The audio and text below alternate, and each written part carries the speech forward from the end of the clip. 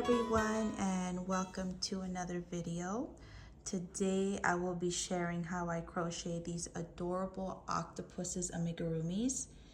These are very simple to make and it's a no-sew. I just restocked my Etsy store with these fun little plushies and I thought I'd share how I crochet them. Most of my projects are freehand, so I thought let me write this fun little pattern down and share it with you all. It's very easy to make. For me, I think maybe the only part that can be complicated for new crocheters is this row right here where the tentacles are. That same row, we're going to use the front loop and back loops. We use the front loops to create the tentacles and the back loops to continue the closing area right here. So it could be a little tricky to find the back loops, but I'll guide you through it. So what do you guys think? Aren't they cute? They're easy to make. Oh, and let me talk about the safety eyes. The safety eyes, I use 25mm. I ordered these from AliExpress and I get them by the bulk. And I got them in a variety of colors. I've got blue here, green, pink, and that one is black and gold. But I thought I'd make them in the matching color yarn. I don't know, what do you guys think? I think it came out kind of cute. But if you don't have these, you can use any kind of safety eyes that you have. They don't even have to be this size. They can be smaller, they can be bigger. You can probably even embroider the eyes as well. But I used a size 7 jumbo yarn and an 8mm hook to achieve this cute little size here. And this is great for little hands. This is great for market prep. It's a very easy project. And this measures roughly about 17 inches around and it's about 5.5 inches high. So as you can see, I made them in a variety of colors. So if you want to adopt one from my Etsy store, you sure can. Otherwise, you can make your own. They're a very fun and easy project. Let's grab our yarn and make some octopuses. Here I am using a light blue plushy yarn and my 8mm hook. The plushy yarn is a size 7 jumbo yarn, by the way. So to begin our first round, we are going to do 12 single crochets in the magic ring. And a technique that I like to do at the very beginning of my magic rings is I like to incorporate a small piece of acrylic yarn in the magic ring. This really helps close out the ring very nicely, because having 12 single crochets in the magic ring, if I try to pull on the end of that plushy yarn to close out the ring, most likely this yarn will snap. This kind of yarn can be a little temperamental, so that's why I like to do this technique, because the acrylic yarn is so sturdy and you can pull on it nice and tight, and it closes up that magic ring very nicely. So just go ahead and do your 12 single crochets, and then you will slip stitch to the top of that first single crochet and chain 1. So here I am. I'm going to try to close out that ring as much as I can just by pulling on the plushy yarn, but I can't really pull on it much more than I am now. So here is the acrylic yarn. I'll pull on it nice and tight and make a couple of knots and then just cut off the excess. If you find it difficult to hold on to all these pieces of strands, especially as a beginner, you can always take a tapestry needle and you can weave in the acrylic yarn, and that will work too, so you don't have to hold all these pieces. But there you have it. You can see it closes it up nicely. So just slip stitch and chain 1.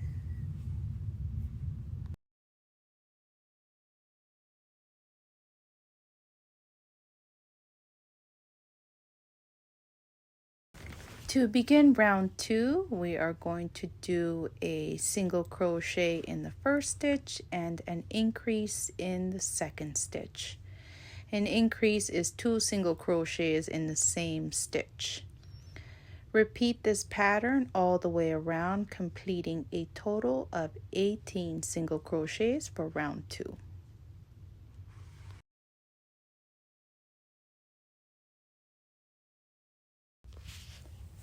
To begin round 3, we are going to do 1 single crochet in each of the next 2 stitches and an increase in the third stitch.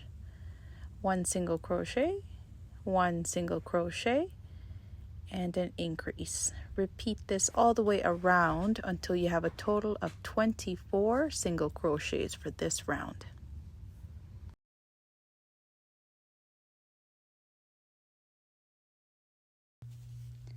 To begin round 4, we are going to do 1 single crochet in each of the next 3 stitches and an increase in that 4th stitch. Follow this pattern all the way around, completing a total of 30 single crochets for this round. And for rounds 5 through 10, all we're doing is 1 single crochet in each stitch around. So after this round, do 6 rows of 1 single crochet all the way around, and I'll meet you when you're done.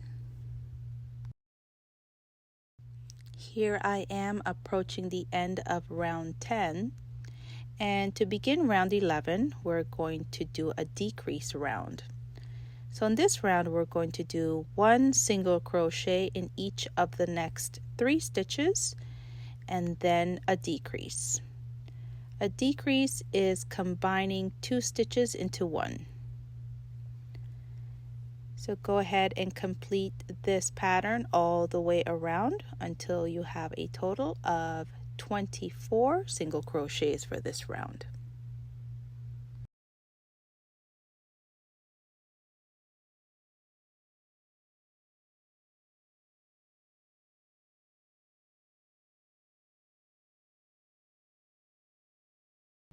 Here I am approaching the end of this round. I'm going to slip stitch to that first single crochet. And for the next round, we're going to be working in the front loops only. Here, if you turn your project like this, you'll be able to see the back bumps there and the front. So this is where we're going to insert our hook. We're going to insert our hook into the front loops only for this round. So to create the tentacles, we're going to begin by doing a chain 1. And in the front loop only, we're going to do a single crochet, a chain 1, followed by 3 double crochets, a chain 1, and a single crochet. You're going to do all of this in the same front loop stitch to create the tentacles.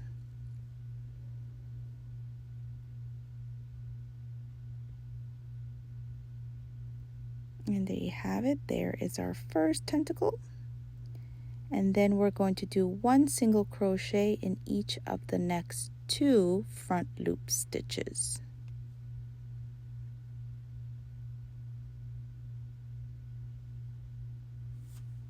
There you go.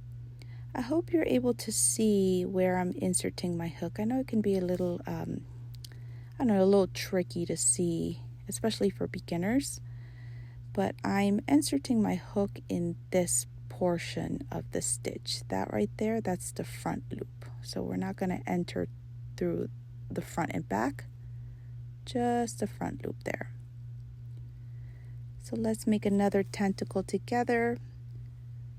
We're going to do a single crochet, chain 1, followed by 3 double crochets, then a chain 1, followed by a single crochet, and there you have your second tentacle. After you're done with that, you're going to do 2 single crochets in each of the next 2 front loop stitches. And just follow this pattern all the way around until you complete 8 tentacles. I'll meet you when you're done.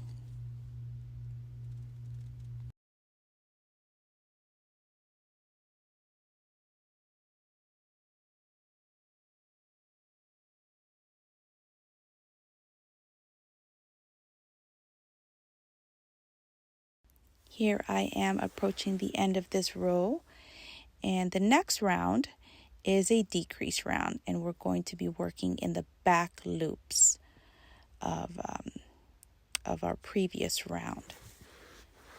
So I went ahead and slip stitched that first back loop, and if you open up your project a little bit like this, you can see the back loops. That whole line right there looks like a line. You can see it. If you can insert something like a needle, your tapestry needle, you can lift those loops to make them easier to see. They're a little bit more visible. But if you look closely, they're there.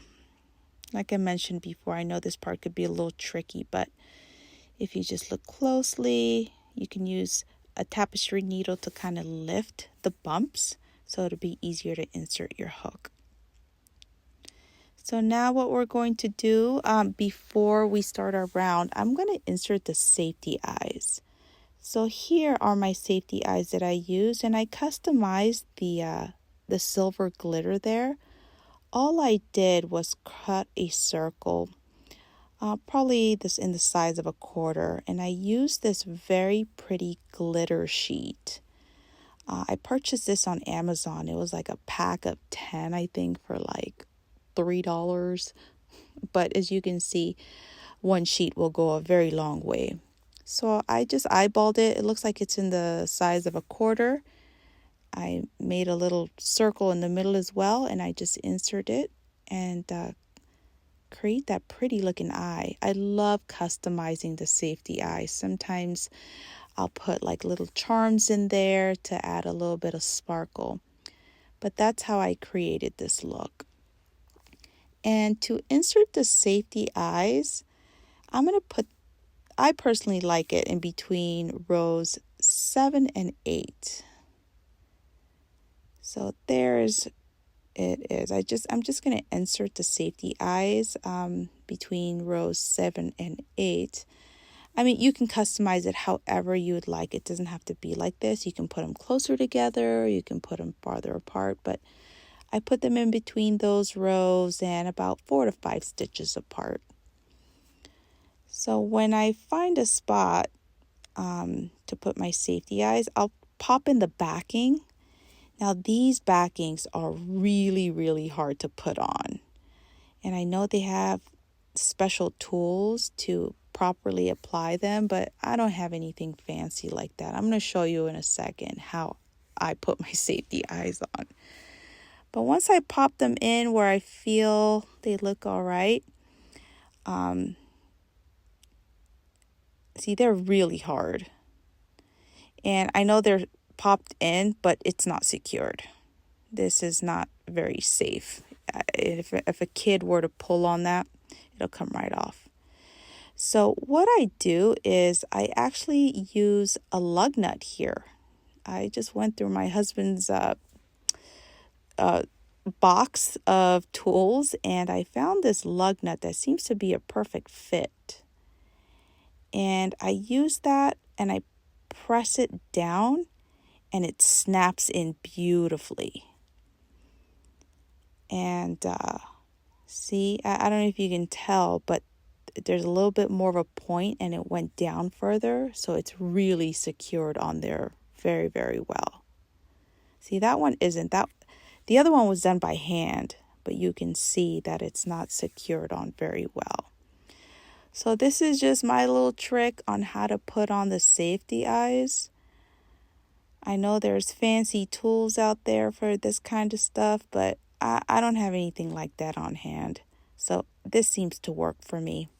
Even for my larger safety eyes, like I use 40mm safety eyes sometimes, and this will definitely do the trick. And these babies are on there very well. So I just wanted to show you real quick how I put them on. So let me know what you think. So moving on to the next round, what we're going to do here is we're going to do a decrease round. So in the back loops only, we're going to do one single crochet, one single crochet, and then a decrease. I know they're kind of hard to see, but they're there. There we go. So repeat this pattern all the way around until you have a total of 18 single crochets.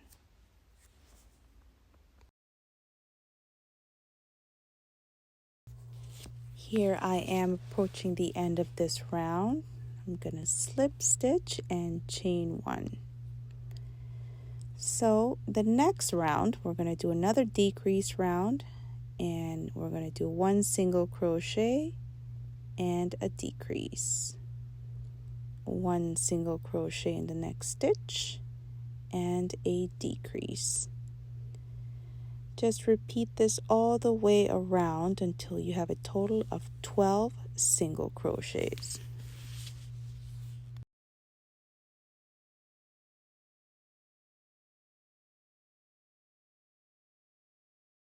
After completing your round, now would be a good time to stuff your plushie. I'm pretty generous with the fiber fill.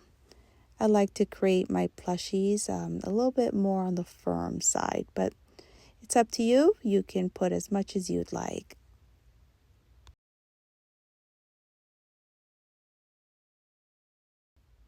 For the last round here, we are just going to do decreases all the way around. So just do a total of 6 decreases for this last row.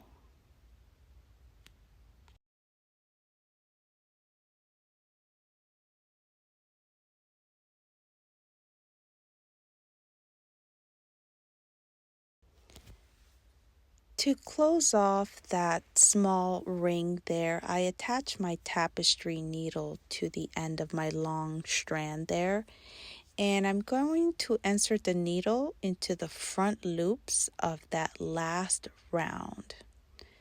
So I'm going to insert my needle 6 times all the way around in each stitch.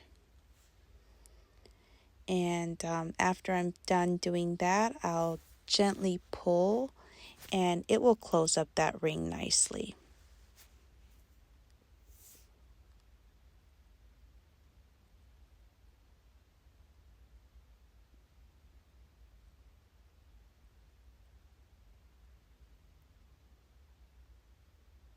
So after I insert through all the loops, you want to be gentle. Remember, this yarn can snap very easily, but you just want to pull gently and it closes up that ring very nicely.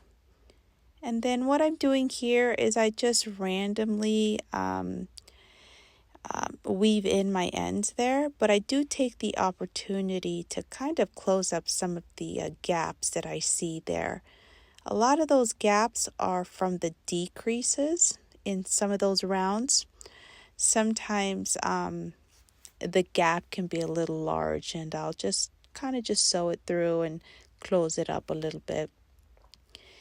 And also, I take an additional step and I will pull my yarn through the beginning of the rounds of my project, and I'll show you in a second what I mean. At the very beginning of my rounds, I would slip stitch and chain one. And with that pattern, you can see right there, it kind of creates a little bit of an opening there. To some people, it's not a big deal, but to me, it kind of bothers me. I don't know why. It kind of does. So what I do is I'll just weave in my needle there, and I'll pull that yarn through. And you'll see right here, it'll close it up so you won't be able to see that gap. You know, I always keep in mind kids kind of just putting their fingers in there or little fingers getting tangled. So I'll try to close it up there just a little bit so those gaps aren't visible. And there, you can see how it closes it up very nicely. And then I'll just randomly just weave in the end and secure it on there and fasten it off.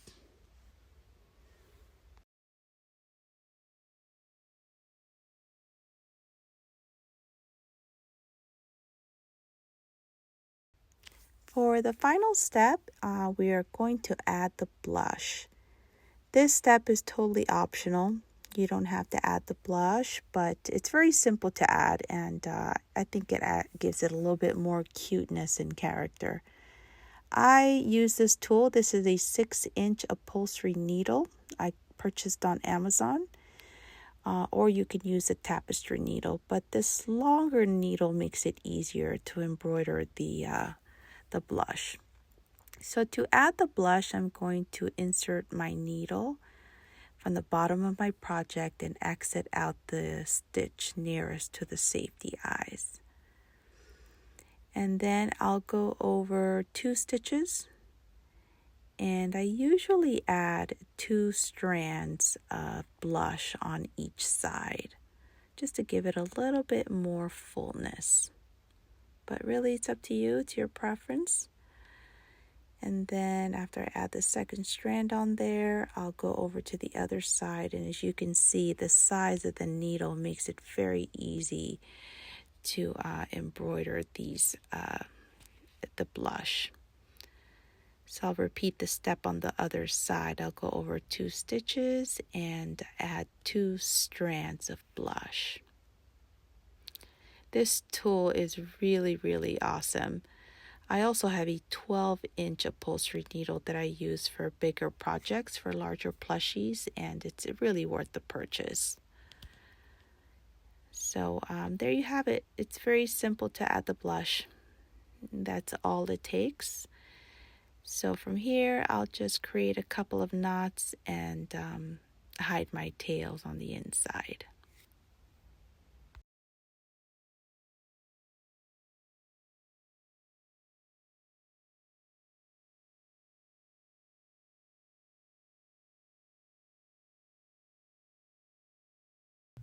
And there we have it, friends. We're all done. I really hope you enjoy this tutorial. I hope you'll enjoy making your own. These are so much fun to make. They make great gifts. They're awesome for markets. And I thank you all so much for watching and supporting my channel. Thank you. Until next time. Bye.